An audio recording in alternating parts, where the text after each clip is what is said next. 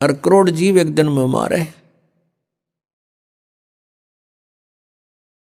अब कहने का भाव ये है कि जो हम साधना करते थे शास्त्र विधि को त्याग के, उनसे पुण्य तो कोई बना नहीं था, क्योंकि वो शास्त्र विरुद्ध होगी। और पाप अपने आप बने थे। जैसे 1 एकड़ जमीन है, यानी कोई 2-4 एकड़ जमीन है, यदि उस जमीन से हम कुछ लाभ लेना चाहते हैं, जैसे कणक उगाना चाहते हैं, गेहूं, चना, बाजरा, ज्वार, कोई भी फसल हम बनाना चाहते हैं, तो उसके लिए हमने एक विशेष प्रयत्न करना पड़ेगा। वो घास पहले वाला काटना पड़ेगा, उसमें कोई झाड़ बोझड़े उग गए हैं, वो काट काट के बाहर करने पड़ेंगे, और फिर हल से, ट्रैक्टर से, यानी परिश्रम करना पड़ेगा और पैसे लगाने पड़ेंगे। अपनी मेहनत से, मजदूरी से या पैसे से उसकी गुड़ाई करनी पड़ेगी। फिर बीज डालना, वो भी पैसा, यानी बीज जो डालेंगे, चाहे मोल लाकर डालेंगे या अपने घर से डालेंगे, तो वो भी पैसा ही लग रहा है। फिर सिंचाई का, उसके फिर अपनी पर्सनल मेहनत, ये सब इतना व्यय करके, और समय भी सारा दिन उसी के चक्कर में लगे रहना, तब जा करके कहीं फसल बनती है, गेहूं प्राप्त होते हैं। और उसी जमीन, उसी पृथ्वी को आप बिल्कुल ना छेड़ो, कुछ ना करो, उसमें अपने आप अड़ंगा उग गया होगा, अपने आप इतना कुबाड़ो उसके अंदर उत्पन्न हो जाएगा, वो दिखे भी नहीं पृथ्वी है यहाँ पर, तो वो यूजलेस है। तो पुण्यात्मा, वो घास तो आप पे बन गया, वो अड़ंगा कुबाड़ तो आप पे उग गया, और फसल बनाने के लिए कितना प्रयत्न करना पड़ा, और वह भी फसल हुआ तो वरना भी हुआ। यहाँ की जो साधनाएं थी वो ऐसे टाइप की थी, जैसे कोई इंद्र की गद्दी प्राप्त करने के लिए, स्वर्ग का राजा बनने के लिए तप या यज्ञ करते हैं, तो उनकी यज्ञ या तपों को खंड करवा दिया करता था वर्तमान राजा इंद्र। क्योंकि यहाँ राजनीति चलती है, धर्म नीति नहीं चल सकती। धर्म नीति तो परमात्मा के चरणों में आने के बाद हम राज्य की इच्छा त्याग कर ही धर्म नीति को पर चल सकते हैं, उसको सफल कर सकते हैं। तो इंद्र अपनी राजनीति के आधार से कि कहीं कोई तेरी गद्दी प्राप्त करने की योग्य कोई ऐसा धार्मिक अनुष्ठान ना कर ले, तो उनको खत्म करवा देता था, किसी ना किसी कारण से खंड करवा देता। तो वो समझ ले, जैसे किसान यहाँ पर खेती तैयार करता है, ओले आ गए या वर्षा फ्लड आ गई, हो गया नाश बने बनाए का, या आग लग जा बनी बनाई फसल गेहूं का।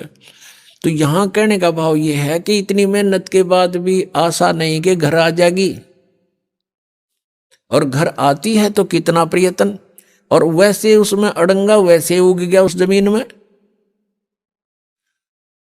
तो ये हम जिस लोक में रह रहे हैं, ये ऐसा स्थान है कि हमने अगर पुण्य करने पड़ेंगे इस शरीर से, तो मेहनत करनी पड़ेगी, काम भी छोड़ना पड़ेगा, 10 रुपये भी लगाने पड़ेंगे, तब हम पुण्य प्राप्त कर सकते हैं। और साधना हमारी शास्त्र अनुकूल हो, शास्त्र विधि को त्याग कर मनमाना आचरण ना हो, तो तब हमें पुण्य मिलेंगे, और पाप बराबर में लिखे जाएंगे। पाप अलग लिखे जाते हैं, पुण्य अलग लिखे जाते हैं। जब तक हम कबीर परमेश्वर की शरण में नहीं आते हैं, परम संत के माध्यम से, तब तक हम जो साधना करते हैं, चाहे वो शास्त्र अनुकूल भी क्यों ना हो, तो भी हमारी दोनों लिखे जाएंगे, पुण्य न्यारे पाप अलग, और दोनों ही हमें प्राप्त होंगे। उन भक्ति वाली साधनाओं का तो स्वर्ग महास्वर्ग में जिस झूठे सुख को सुख मानते हैं वहां मिलेंगे, और जो पाप अलग लिखे हुए हैं वो मिलेंगे हमने नरक में, या फिर 84 लाख योनियों में, या फिर मनुष्य जीवन प्राप्त होगा, उसमें भी कुछ मिश्रण किया जाता है पाप और पुण्यों का। तो कहने का भाव ये है कि जहां हम रह रहे हैं वो, और जिन भगवानों को हम पूज रहे हैं, उनकी पूजाओं से हमारे संचित कर्म नहीं कट सकते। प्रारब्ध का जो कर्म, प्रारब्ध का कर्म वो होता है जो हमारे जीवन में लिख दिया जाता है, जिसको हम भाग्य बोलते हैं, किस्मत, वो दोनों भोगने पड़ेंगे। और कबीर परमेश्वर की शरण में आने के बाद ये परमात्मा कहते हैं। यजुर्वेद अध्याय नंबर 5 के मंत्र नंबर 32 में कहा है कि उसी कसी कबीर अंगारी असी बम्भारी असी। अग अंगारी माने अग माने पाप, अरि माने शत्रु, पापों का नाशक। वो कबीर है, कबीर देव का, हम उसको कबीर साहब बोलते हैं। बम्भारी माने हमारे कर्मों के बंधन को काटने वाला, बम्बर माने बंधन, और अरि माने शत्रु, बम्भारी। तो बम्भारी जो बंधनों का शत्रु है वो कबीर देव है, कबीर साहब है। और वो रित धामा सवर ज्योति रित धामासी, वो स्वयं प्रकाशित है उसका शरीर परमात्मा का। जैसे सूर्य स्वयं प्रकाशित है, ऐसे ही परमेश्वर का शरीर स्वयं प्रकाशित है, साकार है, मनुष्य सदृश है, नराकार है, मनुष्य तुल्य है वो। और वो सतलोक में रहता है। अपनात्मा परमात्मा ने 600 वर्ष पहले अपनी अमृत वाणी में बोला था, कबीर वाणी में, सच्चिदानंद घन ब्रह्म की वाणी में 600 वर्ष पहले कहा था कि वेद मेरा भेद है, मैं मिलूं वेदन में नाही, और जौन वेद से मैं मिलूं वो वेद जानते नहीं। वेद मेरा भेद है, मेरी ही जानकारी, मेरी महिमा का गुणगान वेद कर रहे हैं, लेकिन इन वेदों में वर्णित विधि से मेरी प्राप्ति नहीं हो सकती, क्योंकि इन चारों वेदों में ब्रह्म तक की साधना का उल्लेख लिखा है। और पांचवा जो वेद था सूक्ष्म वेद, जो सच्चिदानंद घन ब्रह्म की वाणी यानी पांचवा वेद था, उसको नाश कर दिया इस काल भगवान ने कि कहीं इन मेरे अंतर्गत जितने प्राणी हैं इनको भगवान का पता ना लग जाए और इस साधना को करके ये मेरे जाल से निकल ना जाए। इस दृष्टिकोण से इस काल भगवान ने वो पांचवा वेद नाश कर दिया। उस पांचवें वेद के नाश की पूर्ति करने के लिए परमेश्वर स्वयं चल कर आते हैं सतलोक से, और फिर वो जानकारी देते हैं खुद आकर के। वो कहलाती है सच्चिदानंद घन ब्रह्म की वाणी। श्रीमद् भगवत गीता अध्याय नंबर 4 के श्लोक नंबर 32 में कहा है कि अर्जुन, जो 25 से लेकर और 31 तक जिन मंत्रों के श्लोकों में जो व्याख्या है, कोई तो योगासन करता है, कोई देवताओं की पूजा करता है, कोई तीक्ष्ण अहिंसावादी बनकर मुंह पर पट्टी बांध कर नंगे पैरों घूमता है, कोई जीव इंसान हो जावे, ये ऐसी साधनाएं करते हैं, कोई स्वाध्याय ही करता है, कोई केवल अपने श्वास उश्वास पर ध्यान देता है कि श्वास बाहर जाता है, वो श्वास अंदर आ जाता है, इस पर देखते रहो, बस यही क्रियाएं हैं, यही साधना है। ना देखोगे तो भी श्वास तो आवे जावेगा, ना तुम्हारे देखने तक के कला टूट उसमें। तो बिना ज्ञान के ये धक्के दे रखे थे, डरे डुआ रखे थे अपने से, ये साधनाएं ठीक नहीं थी, शास्त्र विधि को त्याग का मनमान्य आचरण था। तो कहता है इन 25 से लेकर 30 तक जो ये श्लोकों में चौथे अध्याय के गीता जी में साधना या साधक अपनी साधना को पापनाशक जानते हैं, और इसलिए वो कर रहे हैं। एक दिन उनको ये पता लग जाए गलत है, तुरंत छोड़ देंगे वो। तो फिर कहा गीता जी अध्याय नंबर 4 के श्लोक नंबर 32 में कि वो यथार्थ ज्ञान इन यज्ञों का, जो यज्ञ कर रहे हैं ना परमात्मा पाने के लिए ट्राई कर रहे हैं, यज्ञ माने धार्मिक अनुष्ठान, इन धार्मिक यज्ञों की अनुष्ठानों की जानकारी बहुत विस्तार के साथ लिखी है सच्चिदानंद ब्रह्म की वाणी में। ब्रह्मणे मुखे यानी उस परमात्मा ने अपने मुख से आकर बोली है उस वाणी में, वो यथार्थ ज्ञान लिखा हुआ है। अपनात्मा वो है सच्चिदानंद घन ब्रह्म की वाणी, कबीर वाणी। और परमात्मा कहते हैं ये चारों वेद मेरी ही महिमा का गुणगान कर रहे हैं, लेकिन मैं इन वेदों में वर्णित विधि से प्राप्त नहीं हो सकता। आपको दिखाते हैं यजुर्वेद, यजुर्वेद अध्याय नंबर 5 का मंत्र नंबर 32 में कबीर अंगारी असी बम्भारी असी, ये देखिएगा, ये है यजुर्वेद और महर्षि दानंद द्वारा इसका अनुवाद है। इसके प्रकाशक कौन है? सार्वदेशिक आर्य प्रतिनिधि सभा 2/5 महर्षि दानंद भवन रामलीला मैदान नई दिल्ली से। यजुर्वेद आर्य भाषा भाष्य संपूर्ण 40 अध्याय महर्षि दानंद सरस्वती कृत। इस दानंद जी ने इसका अनुवाद किया है। ये लेखक नहीं है वेदों का, केवल अनुवाद करता है, जैसे गीता जी के गढ़े अनुवाद करता है। और मुद्रक ये हैं Prince offset printers 1510 Pataudi house Daryaganj नई दिल्ली से। अब इसके 5वें अध्याय के 32 में दिखाते हैं आपको। ये 5वां अध्याय और ये है नीचे 32वां मंत्र 32।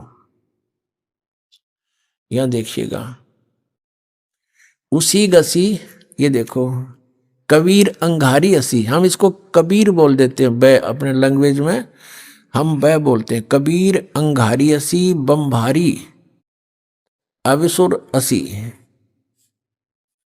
अच्छा, इसका इन्होंने अनुवाद किया है, ये देखेंगे। हे जगदीश्वर, जिस कारण आप, उसी के माने कांतिमान, असी माने हैं, और अंगारी माने खोटे चलन वाले जीवों के शत्रु।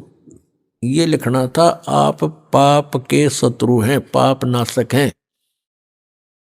अब ये अनुवाद करता महर्षि दानंद का अपना ज्ञान सिद्धांत था कि भगवान पाप नाश नहीं करता, इसलिए इसने यहां बात उलझा दी। और फिर 8वें अध्याय के 13वें श्लोक में 6 बार लिख रखा भगवान पाप नाश कर देता है, वहां इसकी बसाई नहीं था। ये लिखना था, वो अंग माने पाप, अरि माने शत्रु, वो पापों का शत्रु कौन है? कबीर। अब इन्होंने इसको, ये कबीर है, कबीर, हम इसको कबीर बोलने लगे, और इसने ये कर दिया इसका कवि, और अर्थ कर दिया कांत प्रजय है। अब पहले हम इस, और फिर बम्बारी, ये देखो बम्बारी, बम्ब आरी माने, बम्ब माने बंधन, अरि माने शत्रु, बंधनों के शत्रु, यानी हम उसको बंदी छोड़ कहते हैं, जो बंधन काट दे, बंधन तो छुड़वा दे। हम कबीर जी को, कबीर परमेश्वर को हम बम्भारी यानी हम बंदी छोड़ कहते हैं। और इसको लिखने का फर्क है, या बंदी छोड़ लिख दे, बंधनों का शत्रु लिख दे, एक ही बात है। अब जैसे इन्होंने यहां जो गलती की है ना, यह गलत कर दिया। ये अगर या तो फिर कवि ये लिख देते, यहां पर वो कवि हैं बस, फिर भी हम मान जाते, न कुछ ठीक करने की चेष्टा की। कबीर का अर्थ कांत प्रजय लिख दिया, है कोई बात हुई? अब जैसे ये यजुर्वेद है जिसको हम पढ़ रहे हैं, और इसका कहीं पर व्याख्या हो, अब दिखाते हैं आपको। अब जैसे ये इसी यजुर्वेद का अब 36वां अध्याय है, ये देखो, ये 63 अध्याय, 63 अध्याय यानी 36, और इसका ये प्रथम मंत्र है, ये रहा। इसमें ये लिखा है, रचम वाचम प्रपदे मनो यजु प्रपदे, ये यजु शब्द लिखा है। अब ये है यजुर्वेद के विषय में, और इसका कोई अर्थ कर दे वो गलत करेगा, इसका यजुर्वेद ही लिखना पड़ेगा। यो जैसा कि इस महर्षि ने ये ठीक किया, यहां पर ये है यजु, इसका यहां अनुवाद किया है, वहां मूल पाठ था। ये देखो, ये यजु शब्द है, और इसका यजुर्वेद लिखना पड़ा, ये सही अर्थ बना यहां पर। यदि इस यजु का अर्थ कर देते यज्ञ स्तुतियों का संग्रह, तो के बेराव का के है संग्रह, यज्ञ स्तुतियां लिख दे इसकी, यज्ञ स्तुति, तो यजु का अर्थ यहां लिखना पड़ेगा कि वह यजुर्वेद के बारे में कहा जा रहा है। तो ठीक जहां इन्होंने कवि कर दिया, उसको हमने कबीर देव कर पढ़ना पड़ेगा, कबीर देव लिखना था। देखो, हम फिर आते हैं वही 5वें अध्याय के 32वें श्लोक में। ये 32वां श्लोक यजुर्वेद का। अब यहां इसने जो कवि कर दिया, यहां लिखना था वो कबीर देव है, बस वो कबीर देव लिख देते। हम कबीर देव कहने लगे, देव को परमेश्वर, देव का अर्थ परमेश्वर होता है, तो यहां लिखना था वो कबीर देव हैं। और देखो यहां लिखा है, रत धामासी सवर ज्योति, रत धामा इन्होंने खुद लिखा है, रित धामा माने सत धाम युक्त। हम सत धाम कहो, सतलोक कहो इसको। ये सतलोक रित धामा नो कारण, ये फलाना रित धामा माने सतलोक वाला, सतलोक का निवासी। वो कहते नहीं ये फलाने गांव का है, हाँ यो फलाना वो गांव का है। तो ये ऐसे है कि वो रित धामा वो सतलोक में रहता है। और सवर ज्योति, देखिए अड़ंगा के रखे अनुवाद का, अंतरिक्ष को प्रकाश करने वाला सवर ज्योति, स्वयं प्रकाशित, वो स्वयं प्रकाशित है, परमात्मा है, वो सतलोक में रहता है। कबीर उसका नाम है और वो ही अंगारी है, पापों का शत्रु है, बंधनों का शत्रु है, यानी बंदी छोड़ है वो कबीर अंगारी असी। ये कबीर, हम इसको कबीर बोलते हैं कबीर। हम लक्षण भी कबीर लागे, पड्डी की मात्रा भी रख दें। अब परमात्मा ने कहा वेद मेरा भेद है, मैं वेदन में नहीं, और जौन वेद से मैं मिलूं वो वेद जानते नहीं। ये देखिएगा ऋग्वेद भाषा भाष्य द्वितीय भाग, जिस कहाँ से प्रकाशित है, प्रकाशक हैं पंडिता राकेश रानी, प्रधान कार्यालय वेद मंदिर महात्मा वेद भिक्षु सेवाश्रम, लेखराम नगर अब्राहमपुर, मुखमेलपुर दिल्ली, दूरभाष इतना है। और नीचे लिखा दान संस्थान नई दिल्ली का प्रकाशन। और इसका यहाँ अनुवाद करता है ये 9-10 मंडल हैं ये। महात्मा वेद भिक्षु भारतेंद्र नाथ, दान संस्थान, करोल बाग, नई दिल्ली। इसके 10वें मंडल के और सूक्त नंबर 49 में दिखाते हैं आपको। ये देखिएगा ऋग्वेद मंडल नंबर 10 और सूक्त 49 49, इसका ये पहला ही मंत्र है। 49 सूक्त का ये पहला मंत्र है। इसमें लिखा है कि मैं स्तुति करने वाले को, यानी पूर्ण परमात्मा अपनी महिमा वेदों में लिख रहे हैं।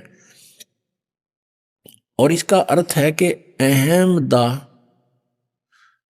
ग्रहणते पूर्वम स्वहम ब्रह्म करणम। अब पूर्ण परमात्मा कहता है ब्रह्म की उत्पत्ति मैंने ही की। अब यहां देखो इनका अनुवाद देखें, मैं स्तुति करने वाले को सनातन निवास योग्य लोक, सनातन ऐश्वर्य निवास योग्य लोक, मोक्ष तथा ज्ञान प्रदान करता हूं। मोक्ष भी प्रदान करता हूं और निवास योग्य सनातन लोक, सनातन ऐश्वर्य जहां जाने के बाद फिर कभी आपका सुख नाश नहीं होगा, वो प्रदान करता हूं। अहम ब्रह्म, ये देखो स्पष्ट, ये भी पढ़ना पड़ेगा, हमने नहीं था ये गड़बड़ कर रहे हैं। अहम ब्रह्म करणवम, मैं वेद को उत्पन्न करता हूँ। ब्रह्म का अर्थ वेद कर दिया इन्होंने, ऐ तरह गजब। मैं ब्रह्म को उत्पन्न करता हूँ। पूर्ण परमात्मा कबीर देव जी सतपुरुष ने ब्रह्म की उत्पत्ति की थी। फिर मूल संस्कृत पढ़ो, अहम माने मैं, ब्रह्म माने ब्रह्म को, करणव उत्पन्न करता हूँ, मैं ब्रह्म को उत्पन्न करता हूँ। ठीक है, इन्होंने जहाँ थोड़ी बहुत गलती करी है अनुवाद में, उसको हम शुद्ध कर लेंगे अपने ज्ञान से। और यह वेद मेरी ही महिमा की वृद्धि करता है। ये वेद मेरी ही महिमा करता है, चारों वेद मेरी ही महिमा गा रहे हैं। यज्ञ दान सत्संग करने वाले को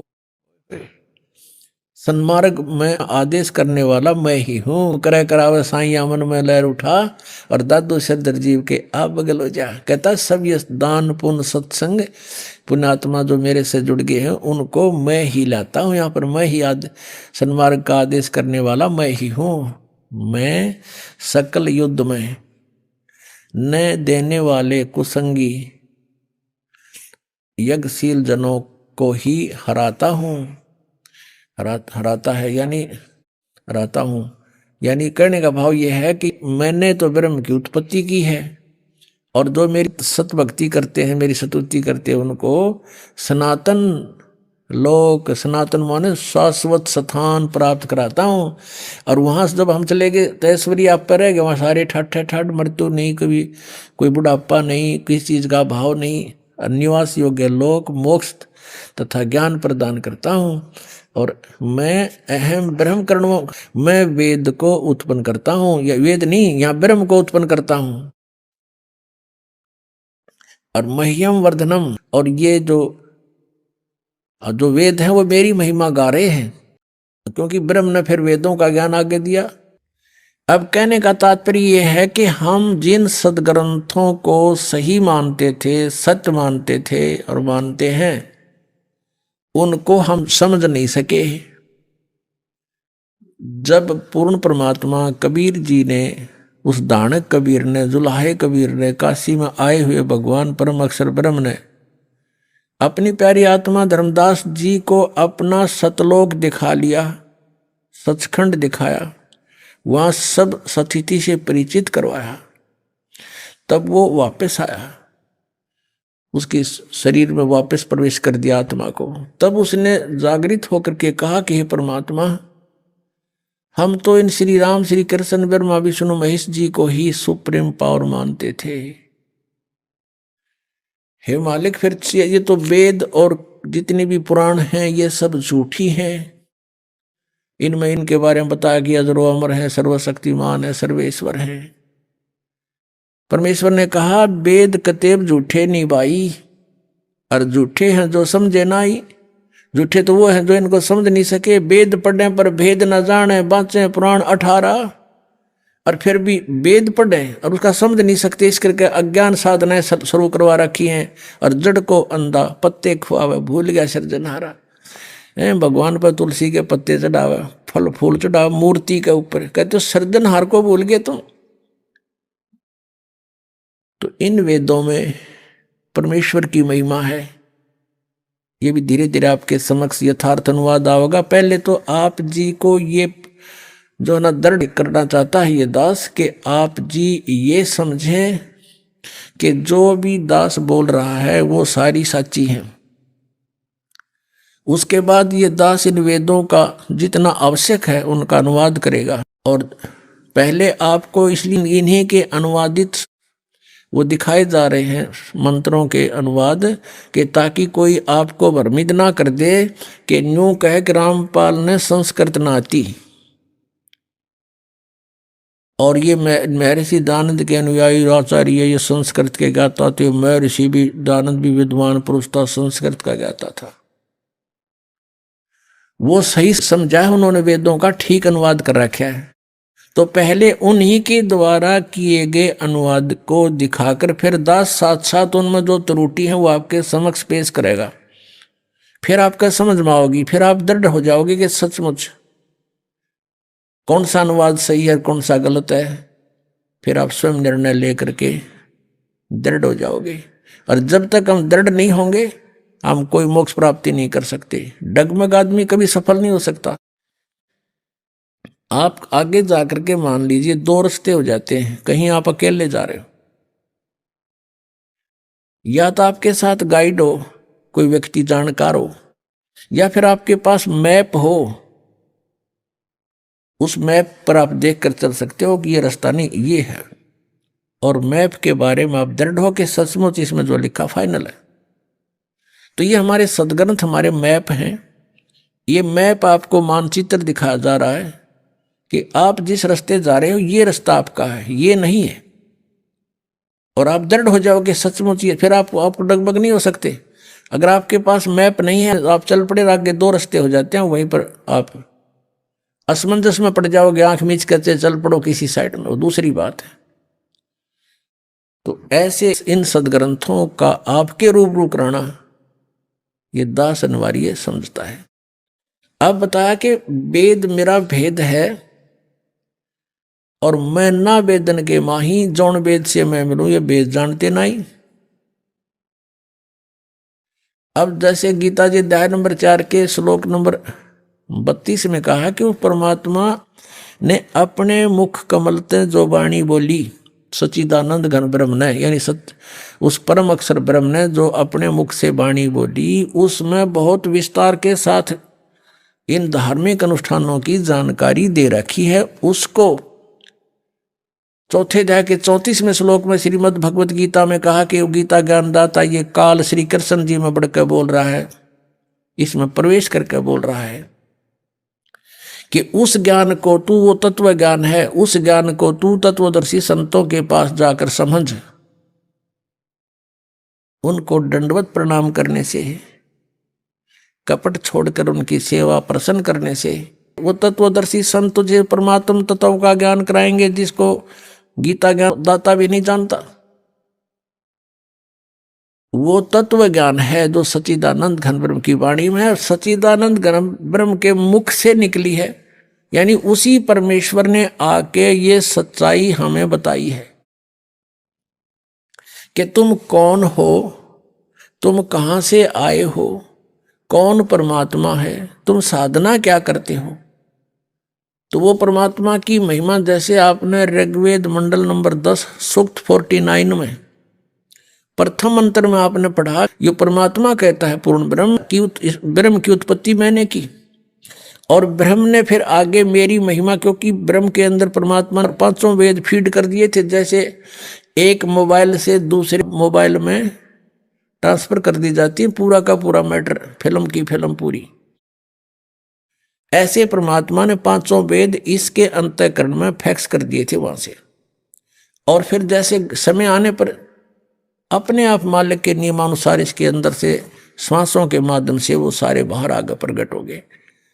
अब अगर आज से 50 वर्ष 20 वर्ष 40 वर्ष पहले ये दास ये बताता कि परमात्मा ने इसके कंप्यूटर में, इसके काल के अंतःकरण में वो 4 वेद भेज दिए और फिर समय आने पर उसको आदेश अनुसार प्रक्रिया मालिक ने ऐसी की कि उसके श्वासों से आप निकले बार, तो ना जच्चो या बात। आज सारा यकीन होगा, विश्वास होगा आपको, क्योंकि आजकल आप जो टेक्निक देख रहे हो कहां से कहां डाउनलोड कर लेते हैं, और एक छोटी सी चिप होती है इतनी,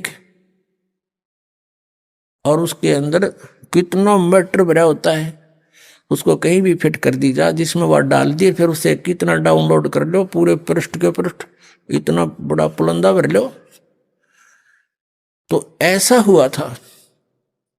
तो इसने जब देखा कि डाउनलोड इसने किया बाहर अपने कंप्यूटर से अंतःकरण से, तो पढ़ा के पर जो 5वां वेद था सूक्ष्म वेद, उसमें तो सारी ये जानकारी है। वे ऑफ वर्शिप भी इसने एक नहीं देखा, अब बताओ, उसको नष्ट कर दिया, छुपा दिया। और ये 4 थे जो जिसमें महिमा तो थी भगवान की, इनको खत्म नहीं कर सका ये। इसमें भी महिमा है लेकिन वे ऑफ वर्शिप नहीं है। और इस वेद को समझना यहां के प्राणियों के बस की बात नहीं, चाहे ब्रह्मा जी हो, चाहे विष्णु, चाहे शिव जी, ये भी वेदों को नहीं समझ सके। ये तो वो परमात्मा स्वयं आता है, फिर स्वयं ही अपने द्वारा लिखी हुई उन ग्रंथों को स्वयं ठीक ठीक समझाता है। अब जैसे वेदों का जो निर्णायक ज्ञान परमात्मा ने अपनी सच्चिदानंद घन ब्रह्म की वाणी कबीर वाणी में बोला, अब उस वाणी से परिचित होने के बाद हमने वेदों को खोला और वेद बिल्कुल साफ हो गए, क्योंकि ये आध्यात्मिक ज्ञान है, इसको संस्कृत भाषा के जानने वाले नहीं खोल सकते, इसका अनुवाद नहीं कर सकते। जैसे किसी ने हिंदी सीख ली, फॉरेनर ने, अच्छा हिंदी में चाहे कुछ भी बन जा और शास्त्री बन गया, और उसने रामायण का ज्ञान नहीं, और उसको कोई कहे कि ले आप इन तुलसीदास कृत चौपाइयों का अनुवाद कर दो, अड़ंगा करेगा वो, बेसिक विद्वान बना हुआ है। तो ऐसे ही इन विद्वानों ने, संस्कृत भाषा के विद्वानों ने, विद्वान तो होता जो सर्वज्ञ हो, सर्वज्ञ केवल कबीर परमेश्वर है, और सब भाषाओं का, सब अध्यात्म ज्ञान से सबका जानकार था वो, और उनको अविद्वान कहते थे, ये नकली विद्वान। अब संस्कृत भाषा के जानने से विद्वान नहीं होता, एक भाषा के जान लेने से विद्वान नहीं होता, उसका ठीक है, उसको वो भाषा आती है, उसका मास्टर है बस। अब तत्व ज्ञान को नहीं समझ सके, जिस कारण से उन्होंने इनके अर्थों का अनर्थ कर दिया। अब वो परमात्मा स्वयं वहां से चलकर आते हैं, अपने द्वारा रची हुई सृष्टि को वही ठीक ठीक बताते हैं, और यथार्थ ज्ञान वही आकर देते हैं। वो ज्ञान समझाते हैं, मनुष्य की तरह चलकर आते हैं।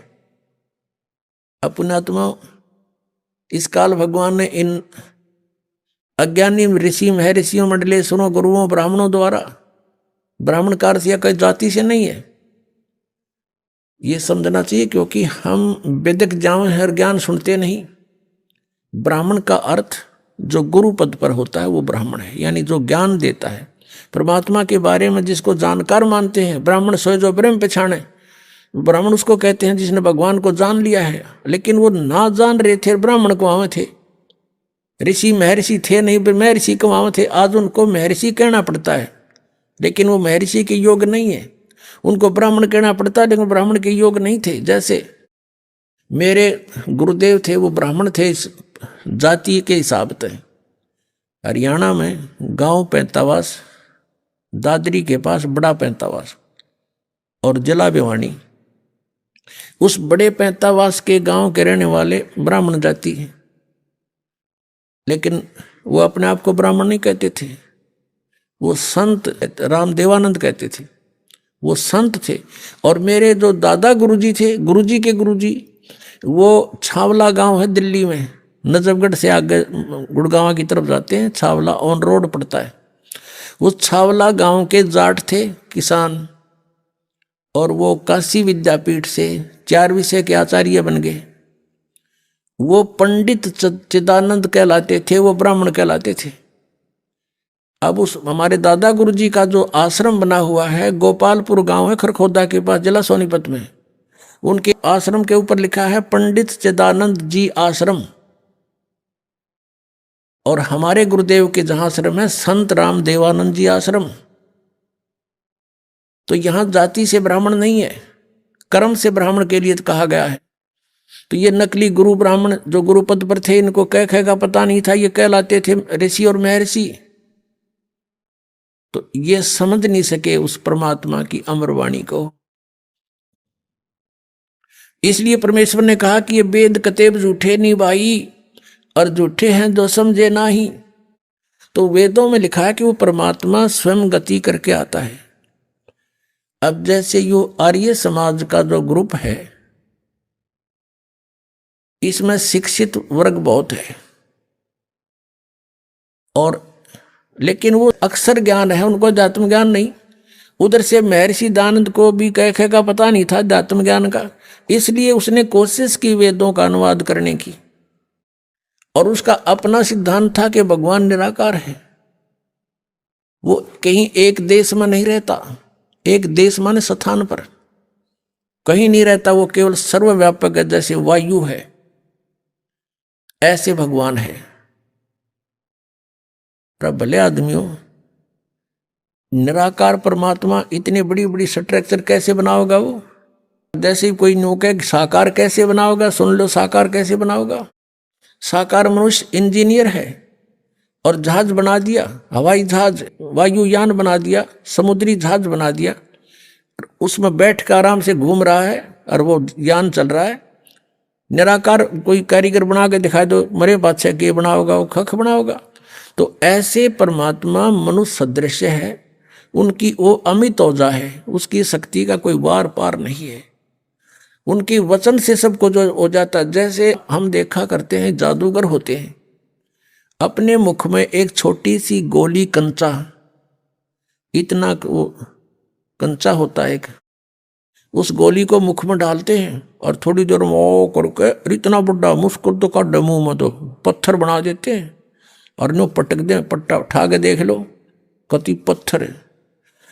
तो उस जब एक जादूगर इतना कुछ कर सकता है, और वो तो परम जादूगर, वो तो सर्वशक्तिमान, एक वचन में सब कुछ कर दे।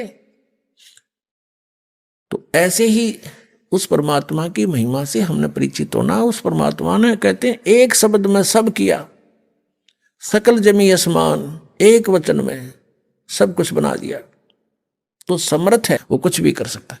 तो वो जानकारी स्वयं ही आकर दी। और ये निराकार बताओ भगवान को, और वेद के साकार है, निराकार है, मनु सदृश है वो अपने आत्माओं। इसलिए परमात्मा कहा करते, मोती मुक्ता दर्शत नाही, ये जग है सब अंदरे, दिखत के तो नैन चश्म, इनका फिरा मोतिया बंदरे।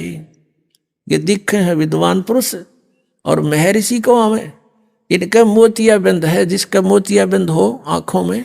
आंखें तो दिखाई देती हैं जैसे बड़ा स्वस्थ आंखें हैं, सब कुछ दिखता होगा, लेकिन वो नपट अंधा है जिसका मोतिया बंद हो गया दोनों आंखों में। तो परमात्मा कहते हैं कि तुमने ये महर्षि दिखाई दे, गुरु ब्राह्मण दिखाई देते हैं, ये मंडलेश्वर, इनका मोतिया बंद हो रहा है, इन्हें अपने सदग्रंथों में लिखी हुई सच्चाई का नहीं पता। और फिर निराकार कहते। अब दिखाते हैं आपको परमात्मा की सारी स्थिति, देखिएगा ऋग्वेद मंडल नंबर 9 अब दिखाते हैं, और सूक्त नंबर 86। भगवान साकार है या निराकार है, वो कैसी लीला करता है। यह है ऋग्वेद मंडल नंबर 9, 10 इकट्ठा अनुवाद है।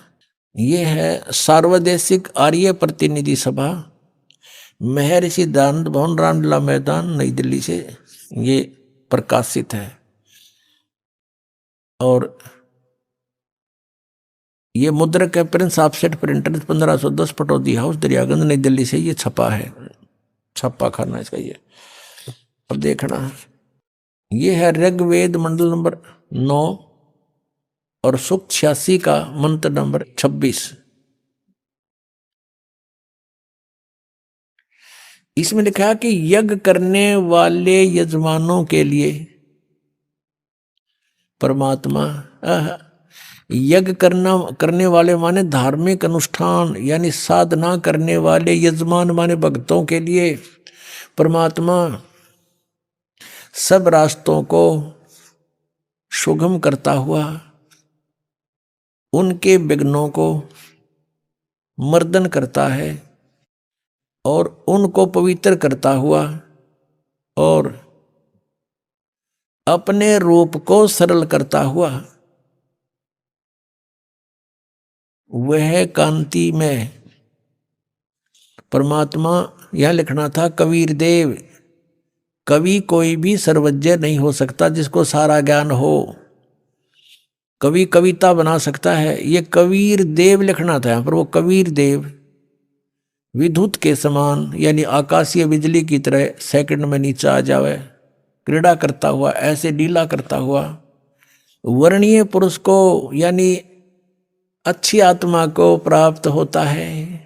अच्छी आत्मा को आके मिलता है वो, जैसे आदरणीय धर्मदास जी को मिले, आदरणीय नानक साहिब जी को मिले, आदरणीय मुल्कदास साहिब जी को मिले, आदरणीय दादू साहिब जी को मिले, आदरणीय गरीबदास साहिब जी गांव छुरानी जिला दद्दर हरियाणा वाले को मिले, आदरणीय गीसा दास साहिब जी गांव खेखड़ा यूपी मेरठ वाले को मिले। इसको अच्छे पुरुष को आकर प्राप्त होता है। वो कहाँ रहता है भगवान? 27वें श्लोक में ऋग्वेद मंडल नंबर 9 और सूक्त नंबर 86 का 26 पढ़कर हम 27 में पा गए। इसमें इन्होंने ये जो निराकार मानते थे भगवान को और वेद बता रहे हैं, वह परमात्मा प्रकाश पुंज परमात्मा को, जो परमात्मा ध्युलोक के तीसरे पृष्ठ पर विराजमान है, वहां रहता है। तीसरे एक स्थान पर रहता है ध्युलोक के, यानी उस तेजो में लोक सतलोक के एक स्थान पर, तीसरे स्थान पर विराजमान है, वहां रहता है। निराकार क्यों करो भगवान जब वहां बैठा है? आगे दिखाते हैं। यह है ऋग्वेद मंडल नंबर 9 सूक्त 82 का। ऋग्वेद मंडल नंबर 9 और सूक्त 82। और यहां देखें, ये है 82वां, 81वां समाप्त हुआ, ये 82वां शुरू हो जाता है। इसका प्रथम मंत्र, इसमें लिखा है कि जो सर्वोत्पादक प्रभु, सबकी उत्पत्ति करने वाला परमेश्वर प्रकाश रूप है। इसका अर्थ है वो तेजो में स्वरूप साकार है, सद्गुणों की वृष्टि करने वाला, पापों का हरण करने वाला, पाप नाश करने वाला, पाप अक्षमा करने वाला है। वह राजेव राजा के समान, राजेव, इसका अर्थ है राजा के समान आगे लिखा है। ये देखना, ये 269 पृष्ठ पे पढ़ रहे हैं हम। कोई भ्रमत कर देगा कि दूसरा पृष्ठ दिखा दिया होगा। ये 270 दिखाऊंगा। ये देखो 270 यहां लिखा है। 82 का पल्ला पढ़ रहे हैं, 82 का, 9 के 82 का। राजा के समान दर्शनीय है, वो देखने जोगा है, विजिबल है, वो साकार है। राजा की तरह तो मनुष्य जैसा ही हुआ। और वह है पृथ्वी आदि लोक लोकांतरों के चारों ओर शब्दमान हो रहा है। वह वर्णीय पुरुष को, वर्णीय माने अच्छी आत्मा को, श्रेष्ठ पुरुष को, जो दृढ़ भक्त है, जो दृढ़ भक्त है उसको पवित्र करता हुआ प्राप्त होता है। जैसे आदरणीय धर्मदास साहिब जी को, जो दृढ़ भक्त थे उसके बाद डगमग नहीं हुए। आदरणीय मुलुकदास साहिब जी को, आदरणीय दादूदास साहिब जी को, आदरणीय गरीबदास साहिब जी गांव छुड़ानी जिला जज्जर हरियाणा वाले को, और आदरणीय घीसा दास साहिब जी को गांव खेखड़ा मेर यूपी वाले को। ये दृढ़ भक्त आज तक डगमग नहीं हुए, दुनिया को हिला के रख दिया इन्होंने। इनको भगवान में ले आकर के को पवित्र करता हुआ प्राप्त होता है वर्णीय पुरुष, अच्छी आत्मा को। जिस प्रकार विद्युत माने आकाशीय बिजली स्नेह वाले स्थानों को आधार बनाकर प्राप्त होता है। देखो कितना स्पष्ट किया इन्होंने। ऋग्वेद मंडल नंबर 9 और सूक्त नंबर 82 कति कंसेप्ट क्लियर कर दिया कि वो परमात्मा राजा की तरह देखने जोगा है। राजा का अर्थ है कि वो शक्तिशाली होता है, मनुष्य सदृश ही है, राजा के समान है और साकार है, देखने जोगा है। और वो अच्छी आत्मा को वहां से चलकर आकर मिलता है ये। और जो दृढ़ भक्त होते हैं उनको मिलता है, अन्य को नहीं। जैसे आकाश की बिजली, आकाशीय बिजली गिरती है, वो किसी वस्तु पर गिरती है जहां उसका विशेष अट्रैक्शन बनता है। पुराने समय में जब कांसी धातु के बेले थाली हुआ करते प्रांत, और उनको अगर वर्षा के दिनों में कहीं बाहर वो पड़े रह जाते तो हमारे बुजुर्ग दादी माता कहा करते थे कि कांसी के बर्तन पर बिजली गिर जाती है, जब उसका संयोग होता है ऊपर से गिरने का, तो वहां अवश्य उसी को तुरंत वहीं आकर के अट्रैक्ट होती है, उस कारण उस खिंची आती है, उसी पर गिरती है। उसको उठवाकर अंदर रखवा दिया करते थे। तो कहने का भाव ये है कि परमात्मा उस बिजली की तरह, जैसे वो अपने विशेष जिस पर वो आकर्षण होता वहीं गिरती है, ऐसी स्थिति से परमात्मा उन दृढ़ भक्तों को आकर मिलता है जो मिलन योग्य हों, जिनको वो उनसे आकर्षित होता है, ताकि ये मेरी आगे बढ़ा सके, इस ज्ञान को, काल के जाल को हटा सके, मेरे प्यारी आत्माओं तक ये संदेश पहुंचा सके। और उनका क्या कर ले, आंखें देखें जब भी ना मानो न भगवान मिल लेगा, उन तक काला मिल लेगा जहां ये रह रहे हैं। अब 9वें मंडल सूक्त 82 का मंत्र 1 पढ़ लिया, अब 2 दिखाते हैं, देखिएगा। ऋग्वेद मंडल नंबर 9 सूक्त 82 का हमने ये पढ़ लिया, अब 2 पढ़ते हैं। वो परमात्मा किस उद्देश्य से आता है? हे परमात्मन, उपदेश करने की इच्छा से आप महापुरुषों को प्राप्त होते हो, अच्छी आत्माओं को, महान आत्माओं को प्राप्त होते हो, और आप अत्यंत गतिशील पदार्थ के समान हमारे आध्यात्मिक यज्ञों को प्राप्त होते हो। यानी अत्यंत गतिशील पदार्थ के समान, यानी जैसे बिजली चलती है, बिजली जैसी गति से आप, और उपदेश करने के लिए आते हो, यहाँ पर सच्चा ज्ञान देने के लिए। आप कबीर देव, यह लिखना था, सर्वज्ञ लिख दिया, आप यहाँ लिखना था आप कबीर देव हैं। हम उसको कबीर साहब कहते हैं, आप कबीर साहब हैं, शुद्ध स्वरूप है। अब जैसे ये अभी आपको दिखा था, जहाँ यजु लिखा हो तो यजुर्वेद लिखना पड़ेगा वहां पर, वो इन्होंने किया भी है। महर्षि दानंद ने यजुर्वेद के 36वें अध्याय के प्रथम मंत्र में यजु का अर्थ यजुर्वेद किया है, तो यहाँ लिखना था वो कबीर देव है, वो शुद्ध स्वरूप है। हमारे पापों को हे दूर करके, हे सोम, हे अमर परमात्मा हमको सुख दे। पुण्यात्मा, वेद पढ़े पर भेद न जाने, ये बात से पुराण 18। वेद पढ़े पर भेद न जाने, गुरु बिन काहू न पाया ज्ञाना, जो थो था वो छड़े मूड किसाना। गुरु बिन वेद पढ़े जो प्राणी, समझे न सार रहे अज्ञानी। ये अज्ञानी रहे इन वेदों को पढ़ा करते, मैं ऋषि को आगे इन कक्का भी नहीं पता था। अब जैसे परमात्मा मनुष्य दृश्य ये सिद्ध होगा, राजा के समान देखने जोगा है, और वहां से गति करके आता है, जिन महापुरुषों को मिलता है, जिन महापुरुषों ने मिला उन बताया कबीर इज गॉड। वो कबीर देव काशी में, हम सुल्तानी नानक तारे दादू को उपदेश दिया, जात जुलाहा भेद न पाया, वो काशी माए कबीर होया।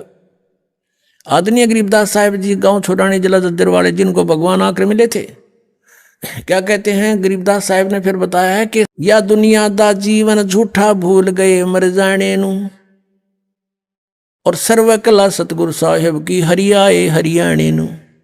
वो परमात्मा हरियाणा में आए गरीबदास जी 280 वर्ष पहले, लगभग सन 1727 में, लगभग 300 वर्ष हो गए, 300 वर्ष से भी ऊपर हो गए। सन 1727 में परमात्मा आए थे, और सन 1966 में हरियाणा और पंजाब अलग हुए। जब हरियाणा क्षेत्र का नाम पड़ा था, यो हरियाणा प्रांत बना था, उससे भी कितने वर्ष पहले, 200-250 वर्ष पहले परमात्मा ने लिख दिया, बोल दिया था। गरीबदास साहिब जी ने कहा था कि हरि आए हरियाणे नू। उनके वचन से फिर यो हरियाणा क्षेत्र आज बनकर रहा, ताकि हम इस परमात्मा की वाणी को समझा सकें। अगर ये वाणी 200 वर्ष पहले बोलते, 100 वर्ष 50 वर्ष पहले से बोलते, तो कौन से कहाँ थे, हरियाणा था ही नहीं, जब नाम निशान नहीं था। तो यो हरियाणा बनवा दिया, रीबिया वाणी हमारे को याद दिला दी कि हरि आए हरियाणे नू। इनको पता था मालिक का कि इस वाणी का कहाँ आवश्यकता पड़ेगी, किस समय में। तो वो गरीबदास साहिब जी को परमात्मा मिले, और वो कहते हैं भगवान हरियाणा में आए भाई, हमारे हमें मिले। और वेद कहते हैं वो अच्छी आत्माओं को आकर मिलते हैं। तो मनुष्य सदृश है परमात्मा। गरीबदास साहिब ने कहा है कि हमरे ही हुनियार है, हमारा सृजनहार, हमारे हुनियार का, हमारे जैसा हमारा स्वरूप, हमारे जैसा स्वरूप